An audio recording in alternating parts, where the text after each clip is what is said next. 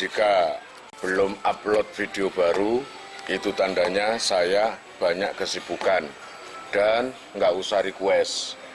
Request itu pantasnya apa sama pengamen. Dengarkan saja apa yang ada.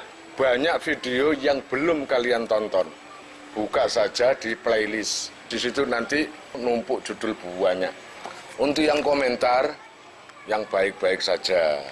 Nggak usah menghina yang berkisah. Percuma, karena apa? Nggak tak tampilkan, lalu tak blokir. Jadi kedepannya kalian nggak bisa komentar lagi. Setiap komentar itu tinggalkan nama dan nomor HP. Nanti akan saya masukkan ke HP dan nanti akan terpaut dengan WA saya. Akan ada berita-berita terbaru tentang NR.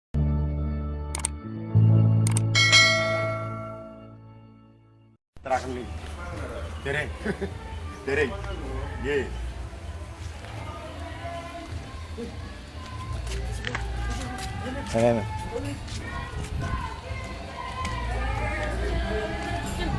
Ye.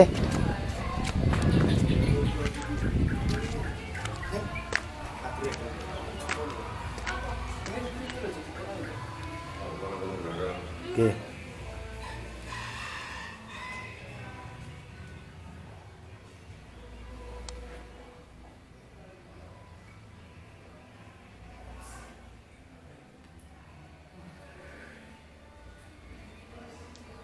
Ketol, padahal. Nggih.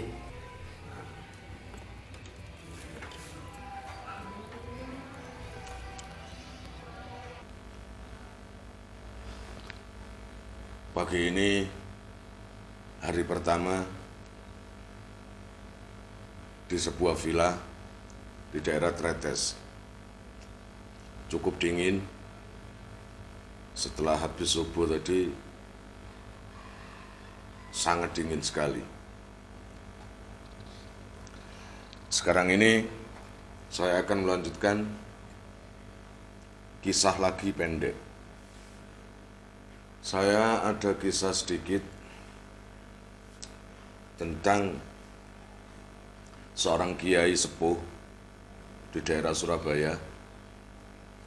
Nama aslinya itu Mbah Yai Muhaimin, atau yang lebih terkenal dengan Kiai Arukot.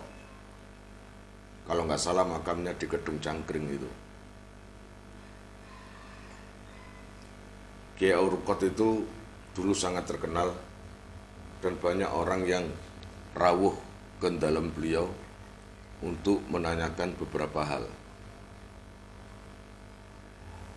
Jadi kalau kita itu nggak tahu kisahnya, maka siapa Kiai Arukot itu, maka kurang baik. Agar semua orang yang pernah ke sana, ke Kiai Arukot atau ke Kiai Muhaimin, bisa mengetahui kisahnya walaupun sedikit, walaupun nggak banyak. Karena saya kurang begitu banyak mengetahui sejarah beliau. Majelis Nurul Rasuli. Wow, keren!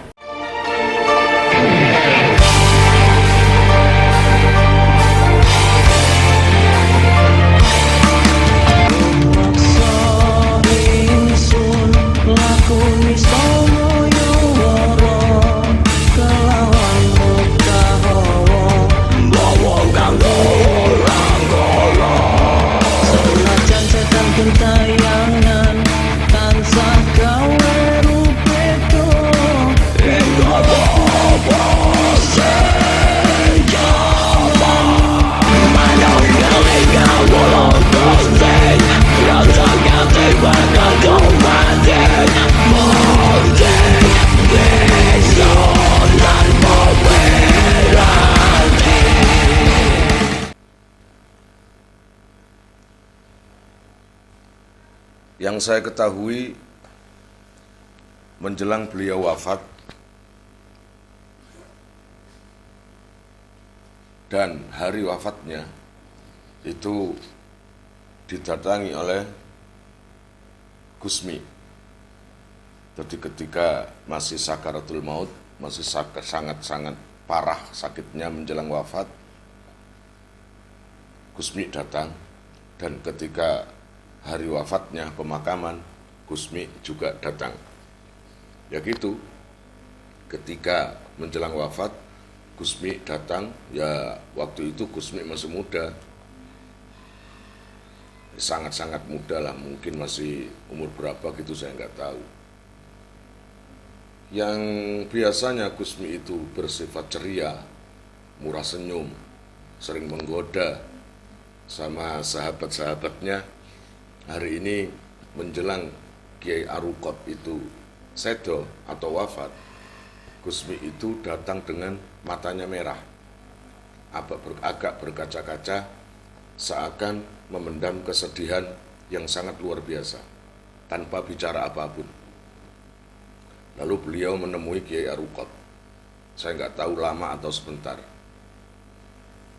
Nah, ketika Kiai Arukot itu wafat, mau wafat, kira-kira kalau nggak salah tahun 69. Tahun 69 itu. Udah lama banget berarti. Tahun 69.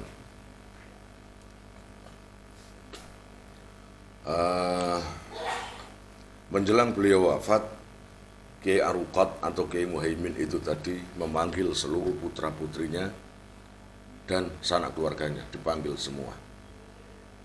Disuruh membaca tahlil dan yasin. Ya, di seputaran beliau yang terbaring di kasurnya. Setelah itu, ketika semuanya masih membaca surat yasin, atau baca-baca zikir atau tahlil, tiba-tiba diberhentikan oleh Kiai Arukot. Leren gitu. Leren. Ada apa ya? Katanya Kiai Arukot, aku mau ono tamu. Barusan saya ada tamu. Wangi, orangnya wangi. Pakai jubah putih. Harum. Siapa ya? Gak jawab. Nanti katanya datang ke sini lagi. Jam 2 malam nanti. Itu katanya. Kata Kiai Arukot, tamunya itu janji gitu.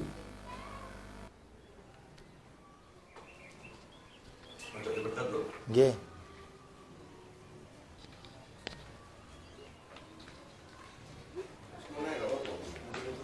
Nggih.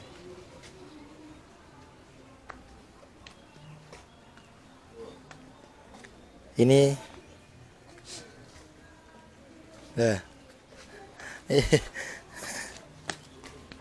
suasananya di sekitar villa, ini di luar.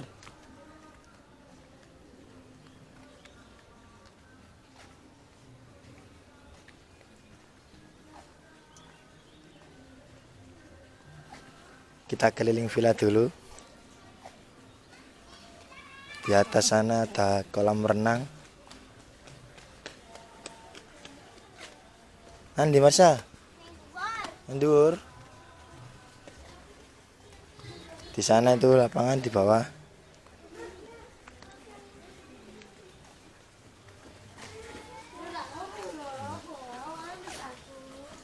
Masih cah.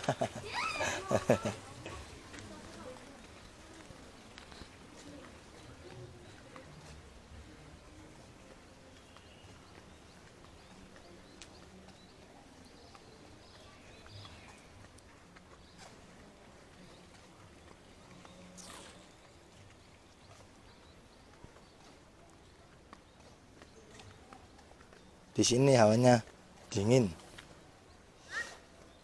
Buat yang kedinginan. Yang biasa ya biasa aja.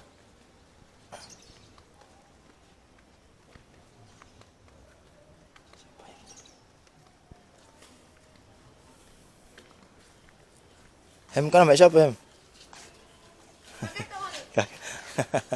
Endi wong iki ngawur. Endi wong. Wis ngono rek tuku jajan rek. Mas bye. Berapa? Ampun. 2. Buka, Mas.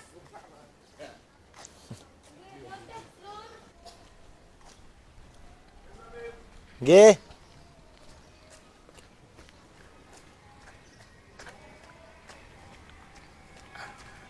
Kita lari.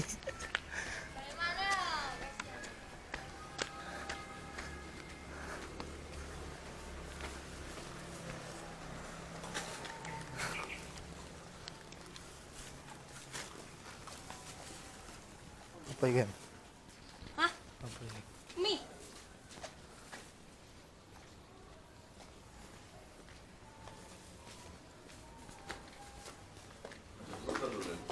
Nggih. Wis mangan nambah.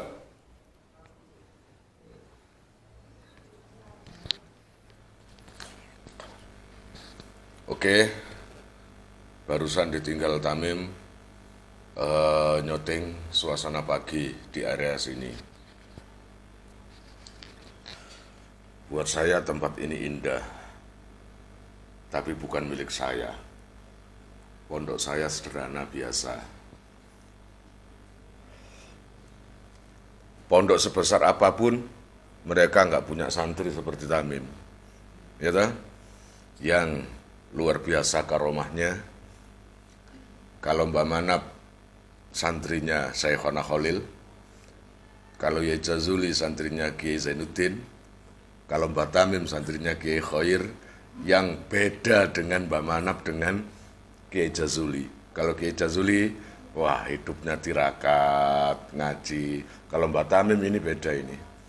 Wis pokoknya dimanapun, teklak-tekluk ngantuk pokoknya. Biasa justru ini aku bakalnya sokore keramat bakalnya. Ya toh? Masuk ngerti ya kan? Nek bakalnya dadi kiai gede, duwe santri akeh, sing penting njaluk nang Gusti Allah sabar ngramut kiai ini. Sabar dampingi kiai ini. Paham? Kalian jika mau nomor HP kalian tak simpan di memori HP saya, SMS aja ke nomor saya dengan mengetik nama, asal, itu aja. Nanti saya save. Lalu nanti akan terhubung ke WA saya. Insya Allah akan ada pemberitahuan perkembangan tentang NR atau ada video baru atau apa. Biasanya saya umumkan di status WhatsApp ya. Jadi gak perlu ada tirakat, wes. Sing penting ngaji, sing gedu urusan tirakat utawa apa engko tak jalukno nang Gusti Allah. Muga-muga barokah manfaat kabeh santri iku. Buat para pemirsa YouTube semuanya dibantu doa untuk Mbak Tamim atau Kang Tamim atau Mas Tamim, Lek Tamim atau siapalah terserah. Gitu. Hari ini kalian panggil Mas Tamim. Hari ini panggil Cak Tamim, tapi nanti 20 tahun ke depan harus panggil Mbah Yai Tamim. Wah ya, kayak Mbah Yai Tamim Jombang loh, itu loh Mbah Yai Tamim Romli Tamim, itu. Pemimpin Torekot Naksabandi, itu Kodari Naksabandia itu, wali besar. Dah, saya lanjut kisahnya itu tadi. Kiai tadi siapa? Kiai Arukot ya. Ya gitu, Gusmi datang. Tadi bilang sama ketika keluarganya, anak cucunya baca Yasin, ketika beliau terbaring di kamar mandi, di tempat tidurnya karena sakit begitu parah, langsung bacaan para keluarga dihentikan. Sik. Aku tadi ada tamu, wangi, pakai jubah putih. Siapa Mbak? Nggak jawab. Siapa ya? Nggak jawab. Beliau cuma bilang, nanti datang lagi jam 2 malam. Ternyata benar, tepat jam 2 malam, Kiai Arukot meninggal dunia. Dimakamkan, kalau nggak salah, dekat dengan rumah beliau, yaitu di daerah Kedung Cangkring, Surabaya. Gitu ya. Itu adalah salah satu karomah daripada Kiai Arukot Kedung Cangkring. Beliau itu sangat unik. Beliau juga punya sawah. Beliau juga punya, ya katakanlah mata pencaharian untuk setiap hari-harinya gitu. Tapi anehnya, setiap panen, Ya, semua beras ditaruh di depan rumah, lalu semua disuruh memanggil orang-orang yang nggak mampu. Jadi beras itu nggak sampai masuk ke rumahnya, nggak sampai untuk dirinya sendiri, enggak. Tapi dibagikan oleh orang-orang yang nggak mampu. Itulah kiai itu kelebihannya pasti dermawan. Semakin orang itu dekat dengan Allah, maka semakin dermawan orang itu karena menganggap apa yang dimiliki tidak ikut memiliki. Karena ada orang yang paling berhak, gitu ya, yaitu orang-orang fakir miskin. Itu Kiai Aruqat. Oke? Karena ini cerita pendek, maka saya tambah sedikit lagi. Buat para donatur, saya sangat terima kasih. Pasti dapat kiriman Fatihah dari pondok sini. Insya Allah barokahnya, manfaatnya akan sampai pada kalian dan menjadi jariah nanti. Dan akan lestari terus sampai kalian meninggal itu nanti. Jangan khawatir, nama kalian tidak akan saya lupakan. Kiai Aruqat itu mondok kesana kemari, banyak yang dipondoki itu. Nah, salah satunya adalah Syekhona Khalil, gitu ya. Salah satunya itu Syekhona Khalil. Beliau saat mondok di Syekhona Khalil, ini lucu Syekhona Khalil itu. Ketika beliau baru mondok, langsung diajak jalan-jalan oleh Syekhona Khalil. Gitu. Min, ayo ikut aku Min. Mungkin panggilannya itu Muhaimin. Atau ada yang bilang namanya katanya Muhyiddin gitu. Wallahualam saya nggak tahu jelasnya. Bagi pemirsa yang tahu, tolong sebutkan nama aslinya. Gitu. Sebutkan aslinya. Ketika mondok di Syekhona Khalil diajak jalan-jalan. Syekhona Khalil itu tipe kiai yang nggak suka diem.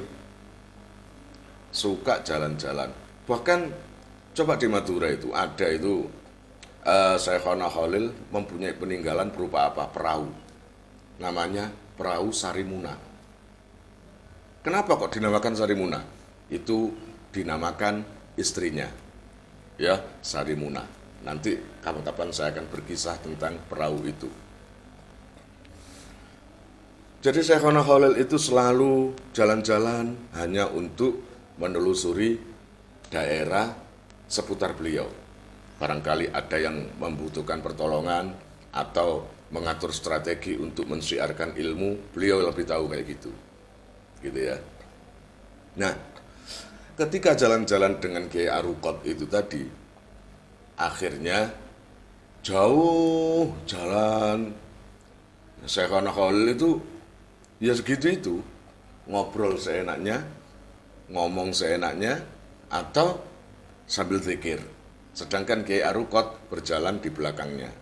Namanya santri baru kan, ya agak belum kenal dan juga sungkan, kan gitu toh. Sungkan. Nah, di tengah jalan itu banyak hewan, berupa ayam, berupa macam-macam, banyak di situ tuh. Loh, Syekhona Khalil itu langsung bilang gini, Kot Aruqat, Kot atau Min, itu loh ayam saya itu.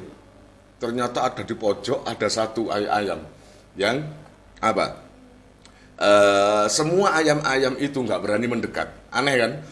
Ada ayam satu yang cuma menyendiri, teman-teman ayamnya itu nggak berani mendekat. Kayak sungkan, aneh, piti itu ayamnya saja sudah disungkani dengan sejenisnya. Para ayam. Nah, dulu yang saya ceritakan ada bebek, Syekhona Khalil sok tahu, oh ini misalnya itu, oh itu adiknya itu, oh itu ayahnya itu, semua kenal semuanya sama bebek. Coba ditelusuri di channel sini, Syekhona Khalil dengan bebek beliau itu. Nah, itu ayam saya itu, nggih Kiai. Ya. Ayo Min, kamu ke sana, Bawan, nanti kabur lagi. Gitu kata Syekhona Khalil. Begitu didekati, semua ayam itu lari. Wer, karena didekati manusia kan ayam lari. Lah anehnya satu ayam yang punya Syekhona Khalil itu nggak lari. Paham ya? Nggak lari, seakan-akan menunggu mau dibawa gitu. Akhirnya dibawa oleh Kiai Arukot itu tadi, diberikan ke Syekhona Khalil. Neka Kiai ayamnya, kata Syekhona Khalil, "Lho kok aku? Mosok Min, aku iki nggawa pitik." Nah, nggih Yai, saya saja. "Iya, Bawan." Ya, Bawan. Ayo ikut aku lagi. Terus. Jadi Kiai Arukot itu jalan-jalan mengikuti Syekhona Khalil di belakangnya sambil bopong ayam. Nah, ketika di daerah yang banyak pohonnya, ada yang mengatakan pohon salak, daerah yang hutan yang banyak pohon salaknya, orang itu juga tahu pohon salak, pasti menjauh. Karena apa? Banyak durinya. Konrul, tahu Rumin, pohon salak? Banyak durinya enggak? Nah itu banyak durinya. Ketika melewati hutan itu tadi, tiba-tiba yang namanya ayam itu tadi lepas. Debok, lepas. Saya Khalil, "Loh, ojol." Gitu. "Nggih Kiai," kata Kiai Arukot tadi. "Saya ambil kembali Kiai." Dikejar ayam itu. Keluar masuk hutan dikejar terus. Nah, hebatnya yang namanya Kiai Arukot itu menerjang semua pohon yang banyak durinya, baik pohon salak, pohon apapun, diterjang semuanya sampai berdarah-darah. Yang namanya Kiai Arukot itu, baik tangannya, baik kakinya, baik tubuhnya, banyak terkena, tergores oleh duri-duri itu ya. Duri-duri itu. Lama sekali. Yang namanya Kiai Khalil duduk di situ nunggu kehadiran Kiai Arukot. Hasilnya gimana? Gitu loh. Hasilnya gimana? Enggak lama, ya mungkin agak lama, ternyata Kiai Arukot datang dengan menggos-menggos, nafas tersengal-sengal dengan penuh darah. Dan kakinya juga dengan penuh darah, melonjot kabeh. Itu loh santri dulu itu ya. Santri dulu itu demi kiainya nggak peduli terhadap nasib dirinya sendiri. Jadi hanya untuk kiainya. Ketika datang, "Ini Kiai ayamnya." Dilihat semuanya, kan darah semua. Mestinya kiai yang nggak tegaan bilang gini, "Loh, gede ini Arukot, kasihan kamu." Mestinya gitu kan? Enggak. Ketika dilihat banyak darah, Syekhona Khalil, hahaha, guyu, hahaha, yaitu sudah Arukot, sudah Min. "Iya Kiai, ini ayamnya repot jadi calon Kiai ini. Wes setelah ini kamu nggak usah mondok sini, kamu pulang aja, nggak usah lama-lama, pulang aja. Kamu jadi Kiai di kampungmu nanti, Kiai besar kamu nanti. Darahmu ini saksinya." Gitu, darahmu ini saksinya, dan saya juga saksinya. Akhirnya Kiai Arukot menangis, mau melanjutkan mondok di Syekhona Khalil tapi nggak boleh. Sudahlah, kalau saya sudah ngomong gini ya sudah gini. Nanti kita ketemu lagi, gitu ya. Nanti kita ketemu lagi. Walaupun kamu sebentar di sini, tapi kamu seakan puluhan tahun di sini. Wes nuruto, oh no, wes nuruto, enak-enak nang omah, enak jadi kiai. Oh no, cekak ngini maneng, cekak begini lagi, dah pulang aja. Ya bener memang, ketika beliau pulang, nah setelah itu lambat laun, nama Kiai Arukot, nama Kiai Muhaimin atau Kiai Arukot Kedung Cangkring semakin hari semakin besar, semakin besar, semakin besar. Bahkan banyak para wali dan para kiai yang hadir di situ. Gitu ya. Nah, untuk keterangan peninggalannya sekarang berupa apa? Madrasah atau pondok saya kurang jelas. Bagi siapa yang tahu, komentar saja di sini. Entah itu peninggalannya begini, atau nasabnya, atau gimana, mohon kejelasannya. Gitu saja ya. Ini adalah kisah sedikit saja, ya toh? Sedikit saja tentang salah satu karomah Syekhona Khalil dan karomah Mbah Yai Arukot Kedung Cangkring Surabaya. Gitu ya. Bagi para pemirsa, tolonglah jangan request.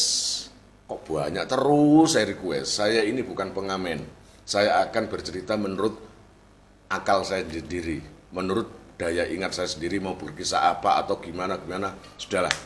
Biarkan saja, kamu dengarkan saja. Gitu ya. Udah gitu aja. Assalamualaikum warahmatullahi wabarakatuh. Kalian jika mau nomor HP kalian tak simpan di memori HP saya, SMS aja ke nomor saya dengan mengetik nama, asal, itu aja. Nanti saya save. Lalu nanti akan terhubung ke WA saya. Insya Allah akan ada pemberitahuan, perkembangan tentang NR atau ada video baru atau apa. Biasanya saya umumkan di status WhatsApp ya. Buat para donatur, saya sangat terima kasih. Insya Allah barokahnya, manfaatnya akan sampai pada kalian dan menjadi jariah nanti. Dan akan lestari terus sampai kalian meninggal itu nanti. Jangan khawatir, nama kalian tidak akan saya lupakan.